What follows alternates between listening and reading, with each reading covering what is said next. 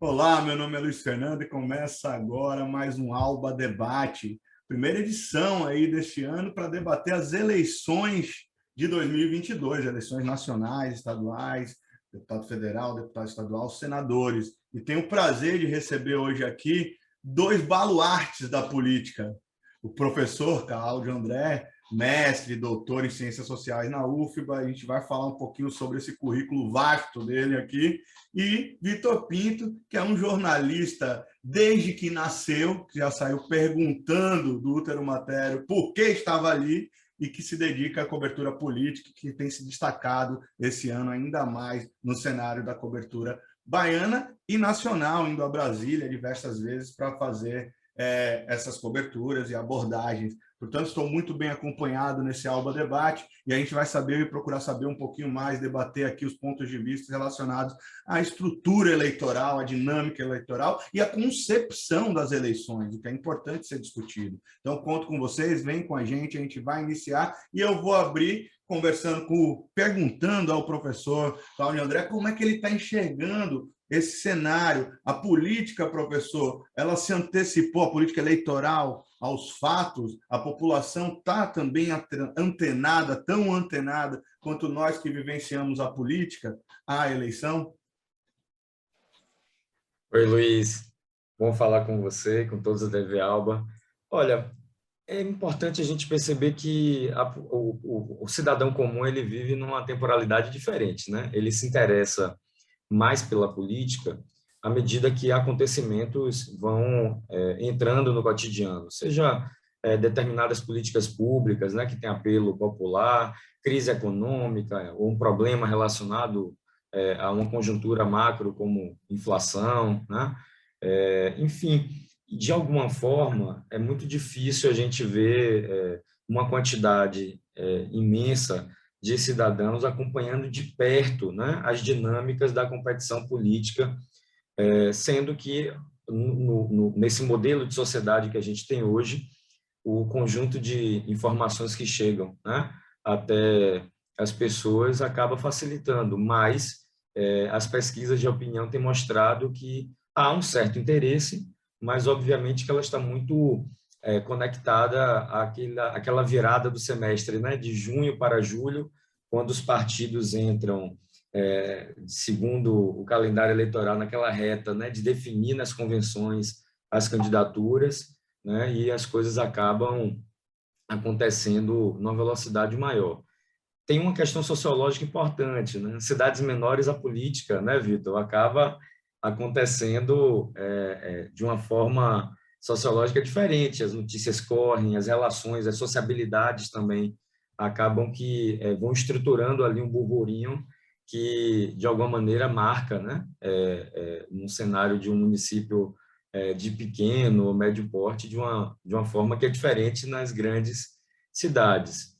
Mas eu tenho um olhar mais positivo, assim, sabe? Eu acho que a gente tem avançado, a gente de fato tem conseguido ter uma sociedade mais antenada, uma sociedade que procura mais, né, acompanhar os fatos políticos. Bacana. Vitor, você está na cobertura do hard news, da análise, está ali no dia a dia. Você sente, e é uma pessoa que vem do interior, né, da gloriosa Coité, você sente, e quente Coité na política, né? Mas você sente que, do ponto de vista da audiência, né, que também lida diretamente com essa coisa dos anseios da população e do interesse da população, a coisa já está engrenando? Como é que você percebe a audiência, a participação, o engajamento nas coisas que você publica, tanto no seu Twitter, quanto no BNews, onde você trabalha? Enfim, me diga aí qual é o seu feedback nisso e o que você está pensando, como é que você está vendo esse momento. Primeiro, agradecer o convite aqui, participar na programação da TV Alba, dizer que eu sou sua cria também, que você esqueceu desse detalhe, que eu fui seu pupilo aqui no BNews. Estou aqui na correria entre uma pauta e outra, parei aqui para poder participar do programa e a satisfação também de ter o professor Cláudio André aqui nessa nossa mesa virtual. De fato, o que o professor pontuou procede. O grosso da população ainda não se inteirou, não vestiu a camisa da eleição 2022.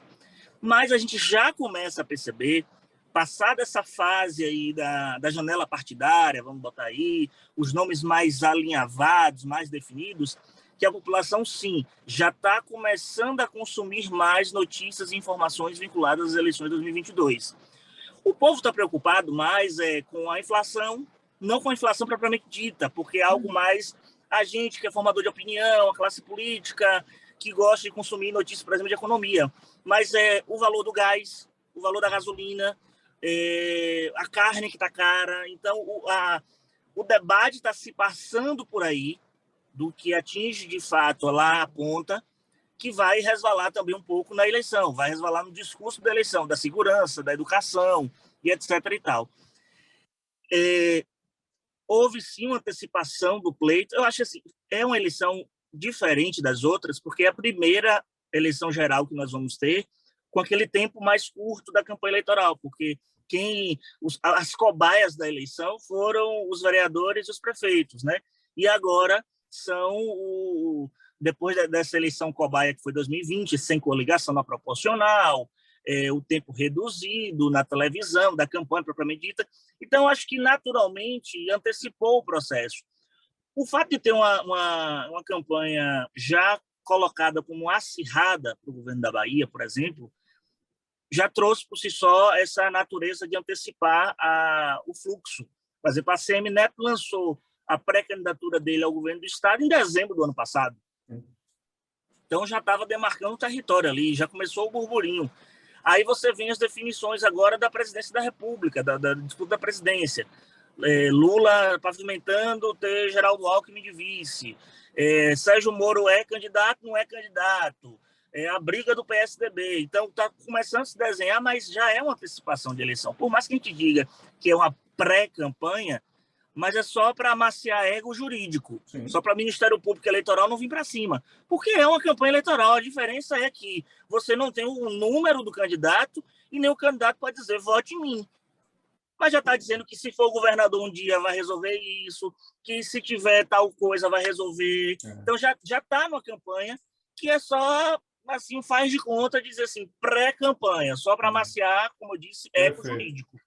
Perfeito. Eu lembro que eu escrevi um artigo que nos idos de 2007, lá no começo da vida, dizendo o seguinte, pré-campanha é campanha, chamar de pré-candidato é nos fazer de besta, é querer dar uma vestimenta, uma roupagem jurídica para o que está acontecendo. A gente já tem alinhamento de liderança, já tem cooptação de partidos, cooptação de deputado, de candidato. Você já tem a dinâmica da política eleitoral, da parte institucional da política acontecendo aí já.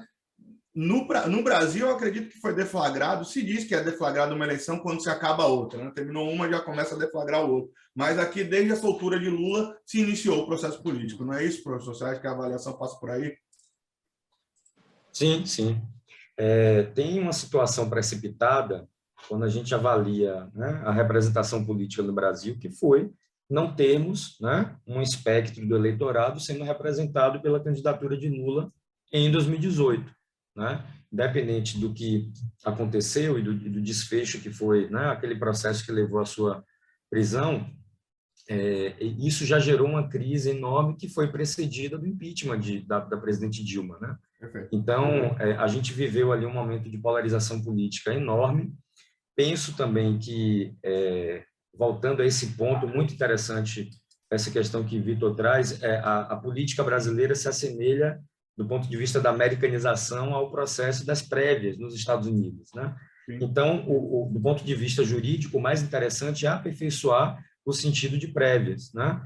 E penso que a gente tem um certo avanço ao permitir que haja um debate, que haja uma circulação, mas eu vejo também que, de alguma forma, os partidos precisam se preparar mais, né, para esse momento e sobretudo, nas formas de conversa com, né, a maioria da população.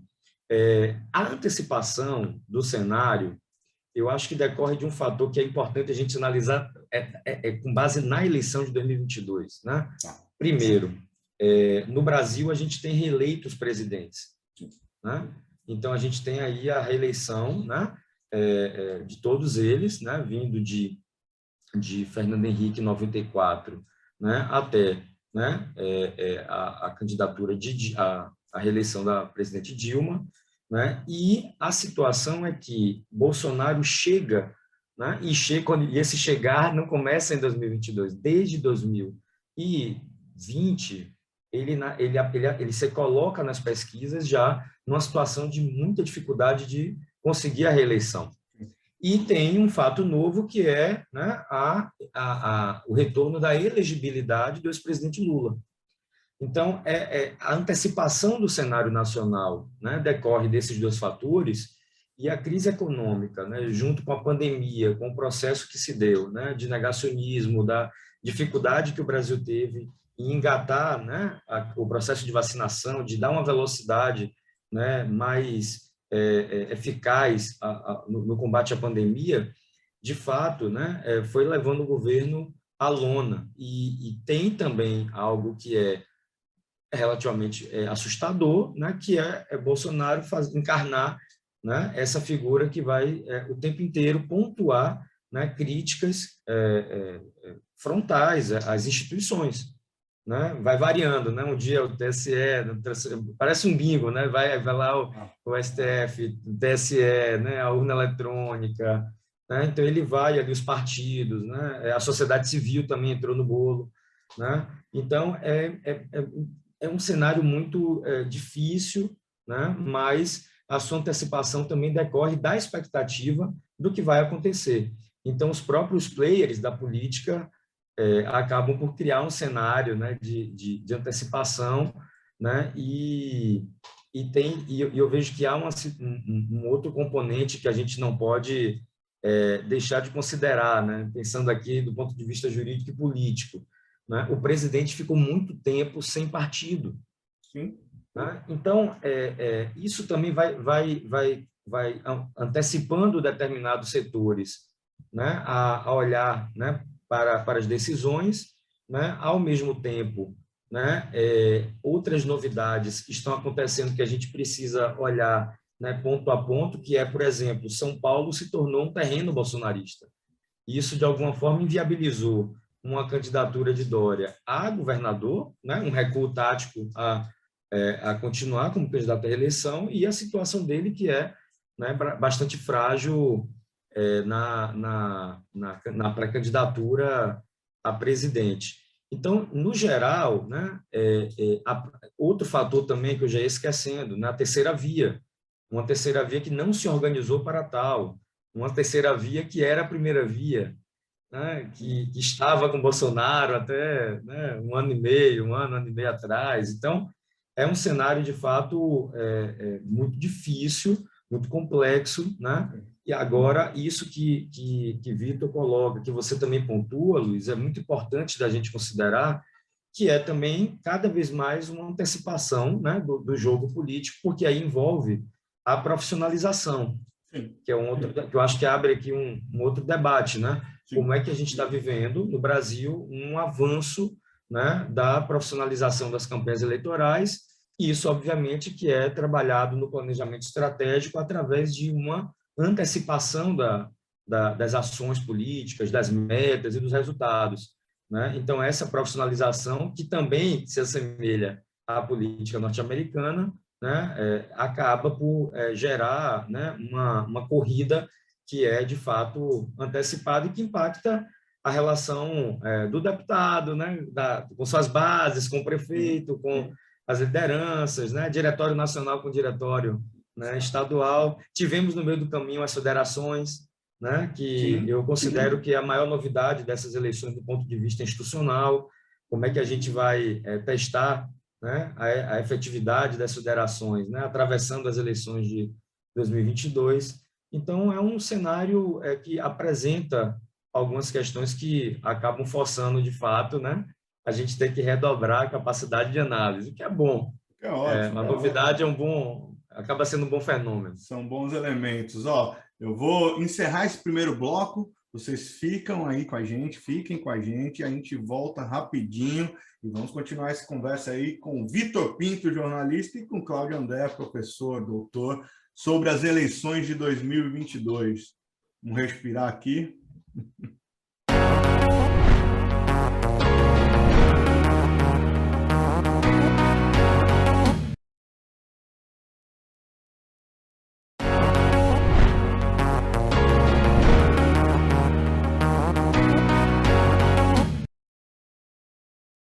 Começamos o segundo bloco aqui do Alba Debate, hoje com o jornalista Vitor Pinto, com o professor Cláudio André, e a gente estava discutindo no primeiro bloco a antecipação das eleições e esses fenômenos todos. Vitor, é você que cobre o dia a dia da política e sabe que ela está aquecida em suas várias frentes. O que eu queria saber de você, e depois eu queria que você já passasse a bola, você como jornalista, para o próprio professor, para a gente dinamizar, é o seguinte, cara. O fato de termos antecipado os debates e as construções das candidaturas ou pré-candidatura não necessariamente colabora para que os seus programas e projetos sejam melhor elaborados. Você compactua com essa tese ou acha que essa tese é furada? Eu compactuo porque não se está discutindo projeto agora. Está se discutindo só política, articulação eleitoral, aí em tese da campanha. Rebatendo um com o outro. Eu não sei também se os candidatos ficam, os pré-candidatos, melhor dizendo, atenção, TRE, pré-candidato, se os pré-candidatos ficam até com receio de apresentarem propostas de fato, assim, de uma maneira mais incisiva, e isso ser caracterizado, por exemplo, como uma campanha eleitoral antecipada, apesar de não pedir o voto e nem ter o número, nem dar o número. Mas eu acho que isso só vai acontecer mesmo do meio do ano em diante. Para mim, não matura nenhum tipo de projeto, essa antecipação. Você pode ter aí uma vinculação, por exemplo, recentemente a gente teve a reunião de Paulinho da Força com Lula, em que Lula abre a possibilidade de Paulinho participar da construção do projeto de governo dele. Mas não está sendo nada palpável, é participar. Sim. É participar. Eu acho que construção mesmo a gente não tem ainda. Está tudo ainda no campo eleitoral, está tudo ainda no campo político, no campo dos partidos, de conjuntura de chapa, de liderança, já amarrar a liderança tal, já amarrar candidato tal, fechar a nominata, que é muito importante, inclusive, para as candidaturas, que é fechar os partidos e seus candidatos, que, como eu disse, como é uma eleição nova para a eleição geral, os partidos agora não vão ter coligação, então cada partido por si, Deus por todos, tirando quem fez federação. Então, assim, está tudo nesse campo.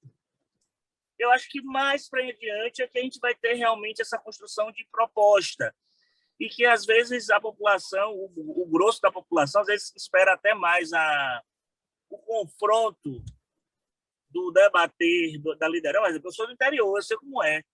Na eleição de interior, o povo não quer saber de proposta de candidato, não. O povo quer saber o pau quebrando em cima do palanque, criticando um, falando mal do outro, e o pau quebrando. É o que uma patota, uma massa costuma gostar de ver, a briga.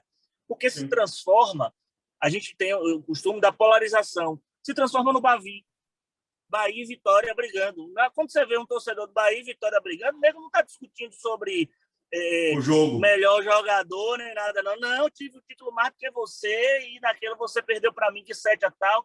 A discussão se Neto vai ganhar, o Jerônimo vai ganhar, quanto é que vai ser de frente de Jerônimo para Neto e João Roma, quanto é que vai ter de porcentagem? Não está se discutindo projeto de governo de campanha. Não sei se o professor Cláudio André concorda comigo nessa colocação. Eu concordo inteiramente. E penso também que a gente está vivendo um certo deserto de ideias no plano nacional. Então, por conta da polarização, por conta de um desempenho até aqui relativamente pífio do governo Bolsonaro, até as próprias forças, né, até as próprias forças da direita, né, acabam por fazer uma crítica ao presidente, mas sem pontuar de uma forma mais programática, né, de fato, quais são os problemas. Eu acho que algumas forças mais organizadas, como a pré-campanha, né, do ex-presidente Lula, tem uma formulação que não é nova, mas é aquele ponto que tem sido muito girando em torno da economia, porque acaba sendo um ponto, né, mais frágil do governo, que as pesquisas têm colocado. E quando a gente vem para o terreno da Bahia, ainda vejo, né, com muito mais problemática qual é, né, de fato, as questões centrais, tanto para o lado positivo quanto negativo, né? Então, por exemplo, a Bahia hoje é um dos líderes do ponto de vista energético, né, de energia limpa, né, energia eólica, energia solar. Mas o que é que significa essa projeção para os próximos 10 anos, né? Ao mesmo tempo, como é que fica, né, o debate mais regional, mais territorial em relação ao desenvolvimento social e econômico? A questão da segurança pública, né, que o pré-candidato Assemineto coloca de maneira muito pertinente esse debate, que é o ponto mais frágil, né, do governo Rui Costa, mas também não consegue ir um pouco mais além, problematizando quais são as saídas. Eu vejo, Vitor, que, né, em tese, né, apontar soluções não é pedir voto, né?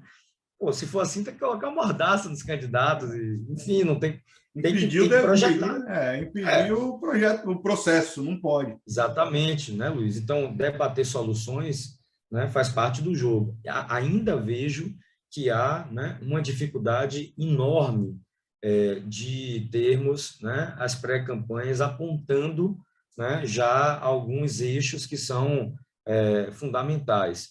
A sorte, pelo menos, é que tanto, né, o ex-prefeito Assemineto, né, olhando também para o ex-secretário de Educação, né, o Jerônimo Rodrigues, e o ex-ministro João Roma, os três têm uma liderança de gestão que, né, o colocam na responsabilidade de promover este debate.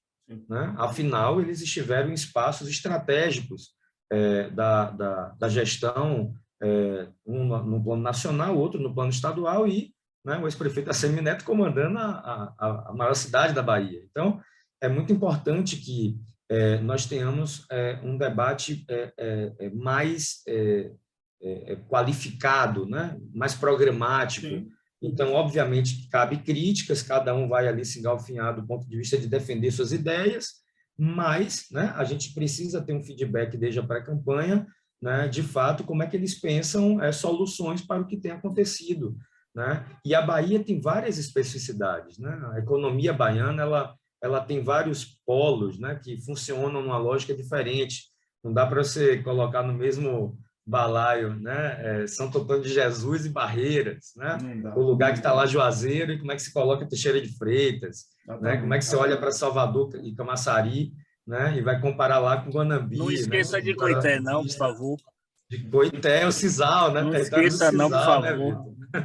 Eu penso que se o Brasil é um país de dimensões continentais, a Bahia é um estado de dimensões nacionais, né? É enorme. Sim. E a provocação dessa questão política é porque a gente vive um momento que se debate na sociedade a retirada do ou e a inclusão do e. Então, ao mesmo tempo em que se debate a questão e se constrói as alianças políticas que culminam ou que acontecem em meio a brigas, disputas discursivas e aquela perfumaria e muita espuma, né? Eu tirei o prefeito tal do partido tal, e essa coisa que faz parte do jogo político, deveria estar fazendo um diagnóstico mais preciso e debatendo com a sociedade esse diagnóstico que serviria como base para a elaboração de políticas públicas que seriam colocadas à disposição da população para que isso sim servisse de respaldo para a escolha dos seus candidatos. Luiz. Mas é um pouco ideal isso, embora a gente esteja vivendo esse deserto de ideias que acaba acontecendo, colaborando com os seguintes. E esse é o que eu jogo para vocês. Será que isso não acaba colaborando com o seguinte? Quando eleito e que se começa o governo, a sensação que quase toda a sociedade tem, é que está ruim. Você tem uma massa enorme que não sabe avaliar se a política pública é boa ou ruim. E dessa forma ela olha para a política como algo ruim. Você consegue entender Luiz, isso, Vitor? Só para poder ainda maturar essa questão de soluções e tentar se criar propostas. A gente tem, por exemplo, uma ação do grupo de ACM Neto, que é o Move Mulher. São reuniões localizadas com mulheres, com lideranças, para, em tese, debater os problemas, etc. e tal. Mas quando a gente vai lá e vai ver o programa, o produto, é um encontro onde vai se discutir, só ouvir lideranças políticas falando. Quando você vai, aí você tem a construção do PGP, Programa de Governo Participativo do pré-candidato Jerônimo Rodrigues. Quando você vai lá no evento, é só um discurso político. Você não tem vamos setorizar, vamos sentar aqui e conversar. Eu já participei em campanhas municipais como cidadão, já fui convidado para participar de eventos que eram tipo de plano de governo, em que você tinha reuniões setorizadas, um exemplo, a juventude vai sentar para debater o projeto de solução com a juventude. E sentava lideranças, pessoal que era do movimento juvenil, e debatia o problema e paria, vamos botar assim, bem simples, as propostas. Os médicos, os profissionais de saúde vão se reunir para pensar soluções. Isso a gente não vê, não está vendo, nem PGP, nem Move Mulher, nem nas andanças. É mais um palanque para poder fazer com que rode a pré-campanha do que qualquer outra coisa, na minha concepção. E a população, ela também, Luísa, vai destacar, ela não vota olhando o projeto de campanha.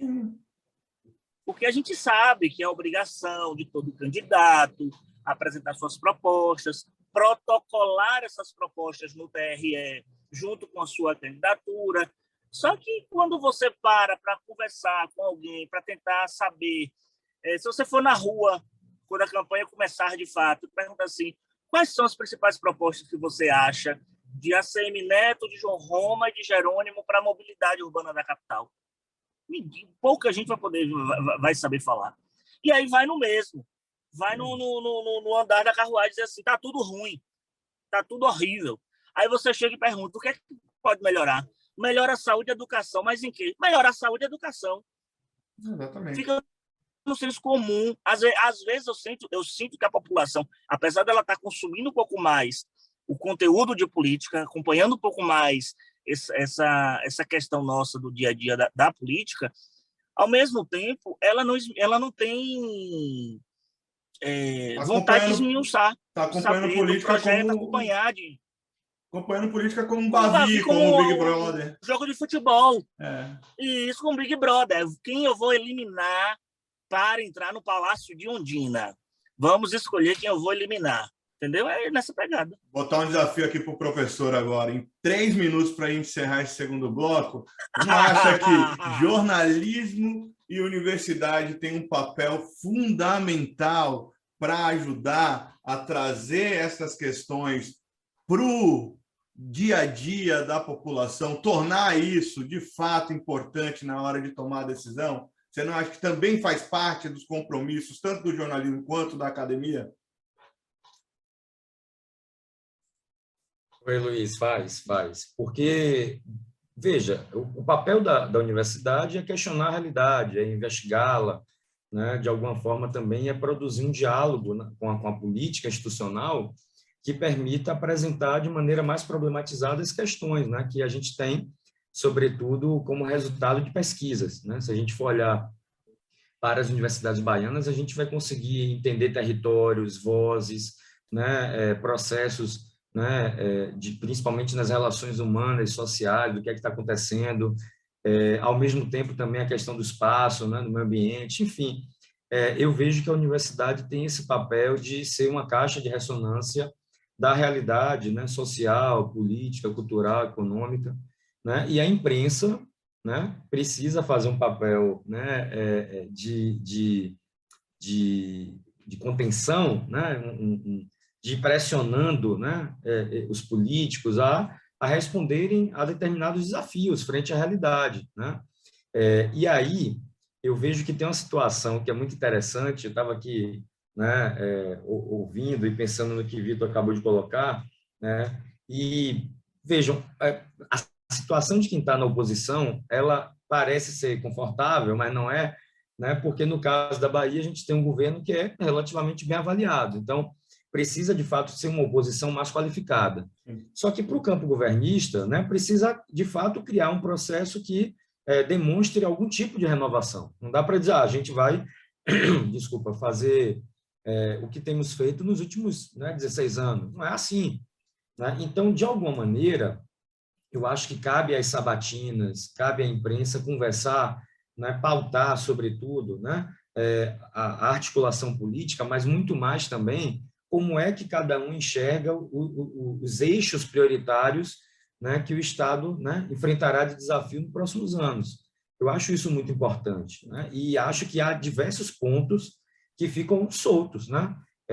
Eu lembro de uma entrevista não lembro agora qual foi a mídia, né, com o ex-prefeito Assemineto, que ele falava da educação, né, e tocava nesse ponto da evasão do ensino médio, que é um problema nacional. Não sei se vocês têm acompanhado os dados, mas toda vez que eu me debruço de maneira superficial, que olho, né, hoje o ensino médio ele tem um problema que era de currículo, por isso fizeram a mudança do BNCC, mas ele tem um índice enorme de evasão. Muita gente, né, muitos jovens não saem do fundamental e não entram no ensino médio. Né? Na verdade, é um problema não só de evasão, né? Tem também um problema de matrícula, né? De escolarização. Né? Poxa, esse é um debate que merece um olhar aprofundado, né? Merece uma discussão importante, porque isso impacta na mão de obra, né? E no desenvolvimento econômico do Estado a médio prazo.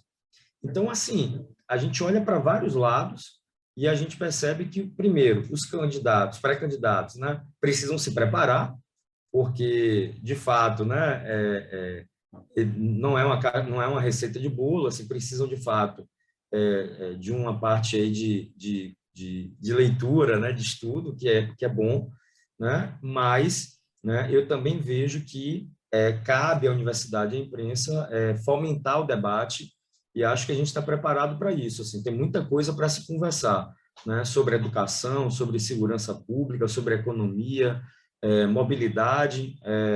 Por exemplo, eu como cidadão, né, comum, né, eleitor, eu não consigo entender, por exemplo, o que é que se quer fazer com esse vetor de crescimento urbano Salvador Feira de Santana, por exemplo, que passa lá, né, pela Unilab, por São Francisco do Conde, São Sebastião do Passé.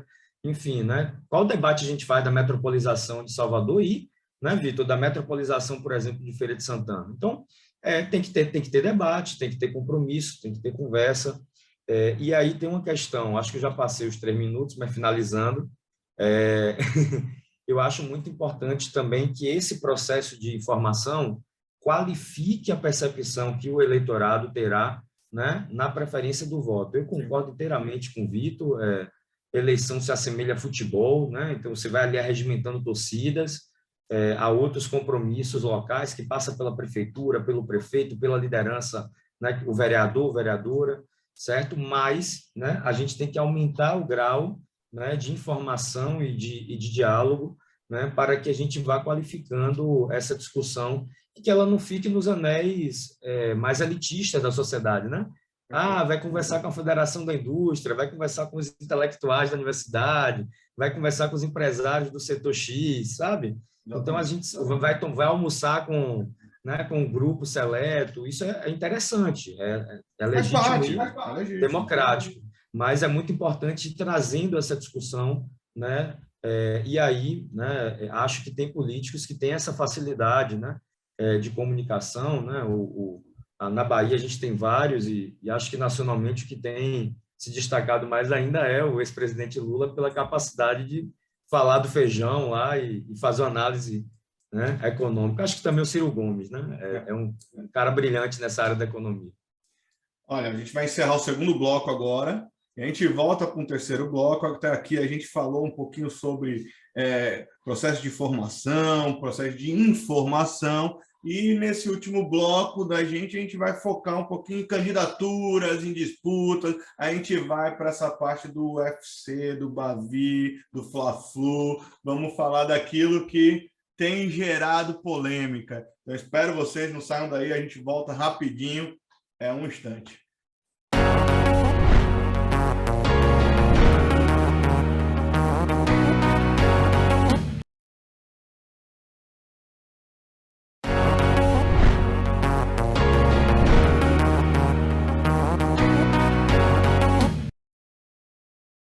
Voltamos com o terceiro e último bloco do Alba Debate, hoje recebendo o jornalista Vitor Pinto, o professor Cláudio André, e estamos aqui há 2 blocos discutindo, debatendo concepções eleitorais. E agora a gente vai falar um pouquinho sobre os processos aqui que, enfim, estão colocados na pauta, na agenda, e que a gente não pode se furtar a bater um papo, a prosear e a analisá-los. Vitor, vou começar com você. Você acredita que é possível construir uma narrativa na eleição da Bahia, tirando a nacionalização do foco, que é a grande aposta do ex-prefeito e pré-candidato ACM Neto? Se a ACM Neto conseguir essa proeza, ele foi duplamente vencedor, caso ele seja eleito governador da Bahia, duplamente vencedor da eleição, porque ele vai derrotar um processo histórico eleitoral na Bahia, em que o nacional sempre interferiu na eleição local. Lógico, não havia essa interferência na eleição municipal. É muito mais distante você tentar casar uma presidência da República na eleição municipal. A eleição municipal é ali, são os vereadores, é o problema da cidade. Na eleição estadual, é diferente, o baba é diferente. Você tem, sim, uma interferência direta no jogo da presidência da República. Eu li uma biografia de Irmã Dulce, escrita pelo jornalista Graciliano Rocha, que ele cita, por exemplo, uma passagem histórica que Régis Pacheco ganhou uma eleição, só me falha aqui agora o nome do adversário, mas Régis Pacheco ganhou uma eleição porque, na semana da eleição, Getúlio Vargas resolveu pedir voto para ele. Pediu um voto para ele, botou a mão assim, vamos botar a mão no ombro de Régis Pacheco. E ele virou a campanha na semana final da campanha, porque Getúlio Vargas pediu voto. A gente viu a campanha de Wagner agora, em 2006, que foi esse mesmo processo. Lula se elegeu em 2002, depois puxou Wagner em 2006. A eleição de 2018 foi um pouco diferente, mas assim, você teve essa disputa também a nível local.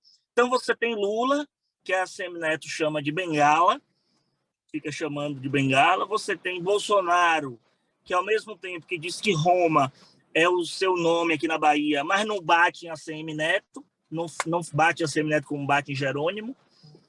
Você tem essa terceira via que não engrenou na Bahia, não tem um nome de terceira via desses nomes que estão postos que engrenou na Bahia. Aqui vai ser Bavi, vai ser até então, se não mudar o percurso, que pode mudar, né?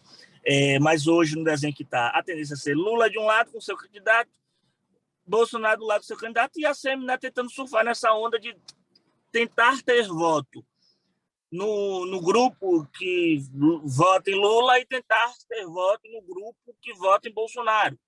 Só que aí tem um problema. João Roma, quando ele entra na disputa, ele não vai tirar voto de Jerônimo. Quem for votar em João Roma dificilmente votaria em Jerônimo. Dificilmente votaria na esquerda, porque João Roma vai representar Bolsonaro. João Roma, em tese, vai tirar voto de Neto. E é aí que está a questão. Aí vem de um lado.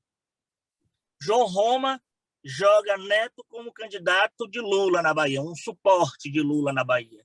E o povo do PT joga Neto como o candidato bolsonarista, que como foi que até pouco tempo o Rui Costa se referiu, como se fosse amante, que não assume que é candidato de Bolsonaro.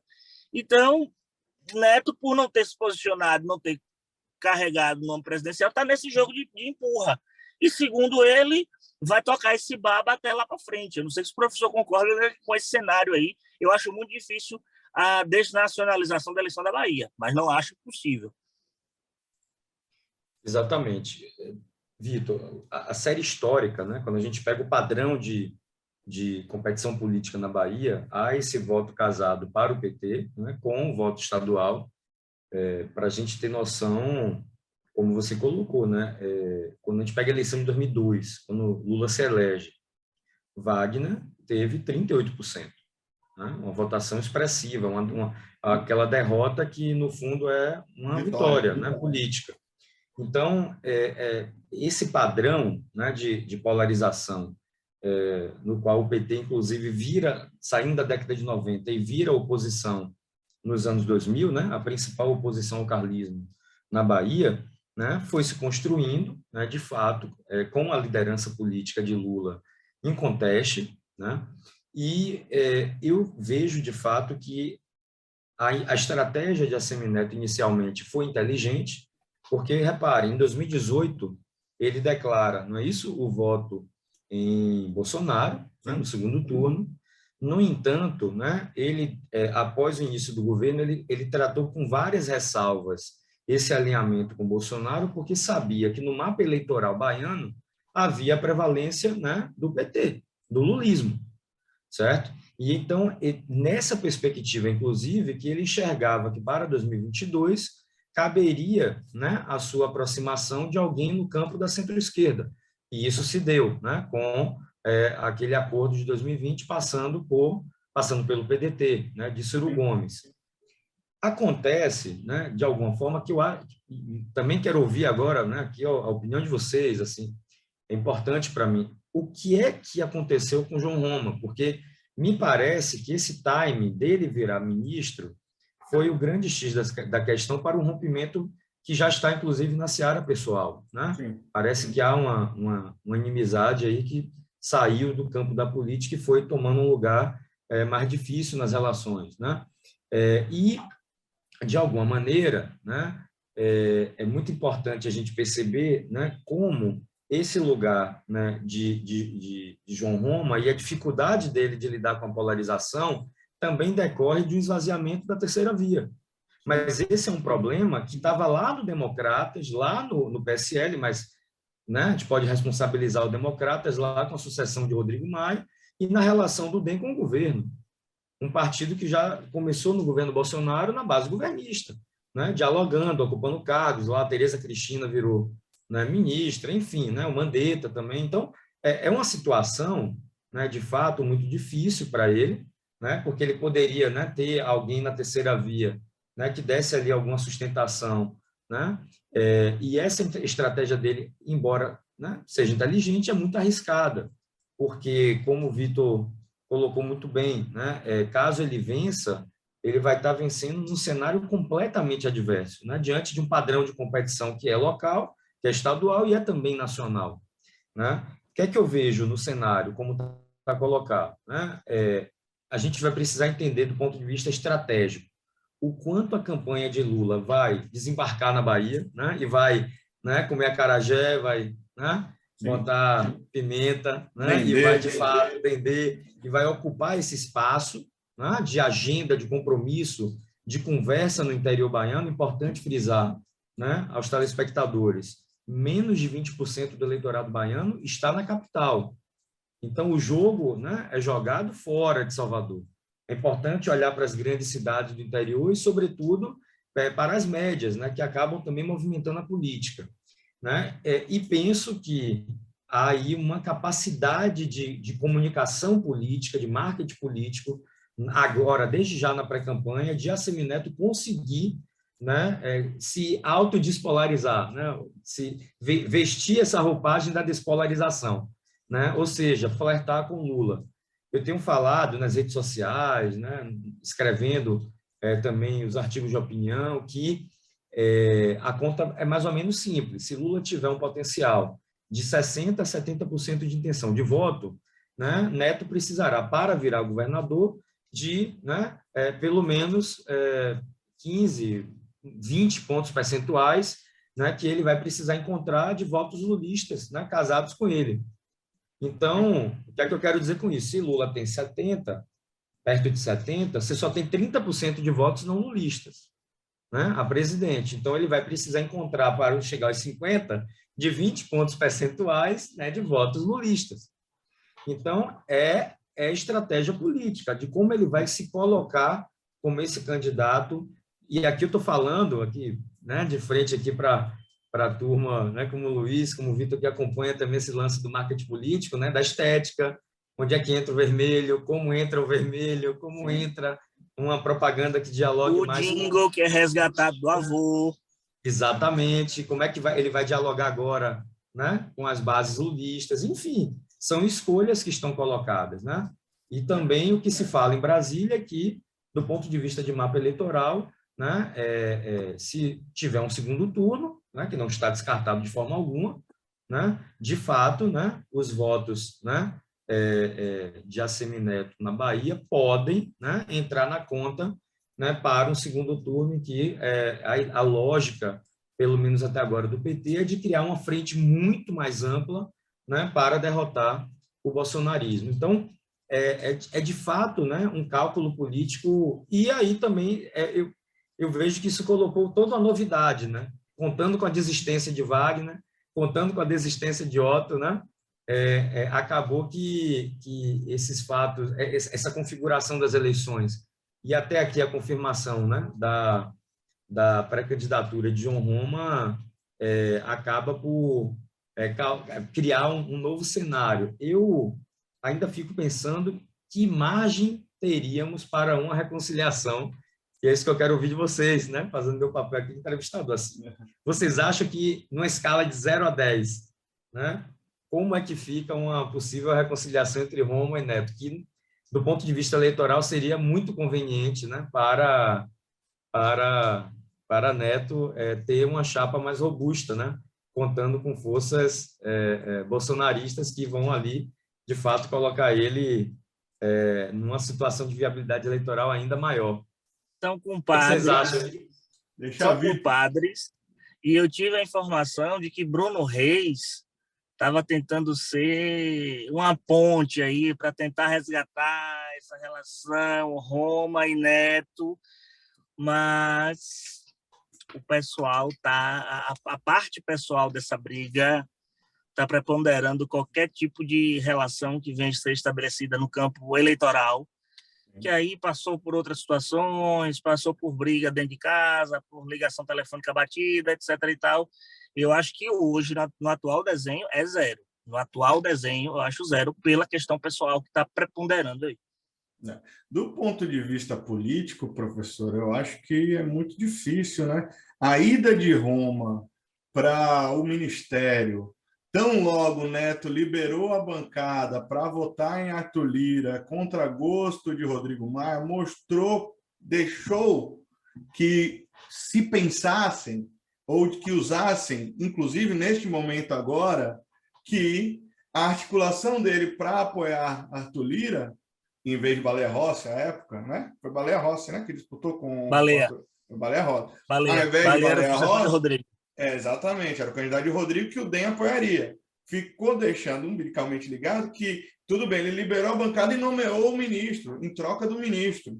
E o ministro é gente dele. Roma é criatura de ACM Neto. A gente não pode esquecer que Roma é um pernambucano em terras baianas, que é um assessor de Neto. Tem a história dele na juventude dos democratas em Brasília, e ele é muito competente, diga-se, independente a despeito de questões ideológicas, ele é extremamente competente, reconhecido no mercado de construção civil lá em Pernambuco, é alguém que tem um nome no empresarial, em meio ao empresariado, que é bem respeitado. Então, portanto, a despeito disso, a ligação ficou muito direta. Isso gerou a briga política, que refletiu numa briga pessoal.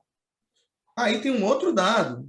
Dentro das contas que você mesmo nos trouxe aqui, da necessidade de Neto absorver o percentual da votação de, supostamente, o presidente e o ex-presidente Lula terá na Bahia aqui, se ele traz Roma e os votos bolsonaristas para dentro da chapa, é bem provável que ele ali pode completamente a capacidade de absorver esses pontos, esse percentual de voto. E hoje o voto Lula-Neto é bastante debatido em vários fóruns, em vários grupos de WhatsApp, em várias lideranças. Deputados falam abertamente sobre essa coisa de tentar o voto Lula-Neto. Neto tem uma grife, né? Enfim, a gente, historicamente, nada indica que será desnacionalizado o processo eleitoral. Mas a gente tem um dado novo, que é uma grife, a ACM Neto, que governou a Prefeitura de Salvador sem o apoio do governo do Estado, com 3 presidentes passando por ali, e que é o grande argumento dele. Se isso vai dar certo ou não,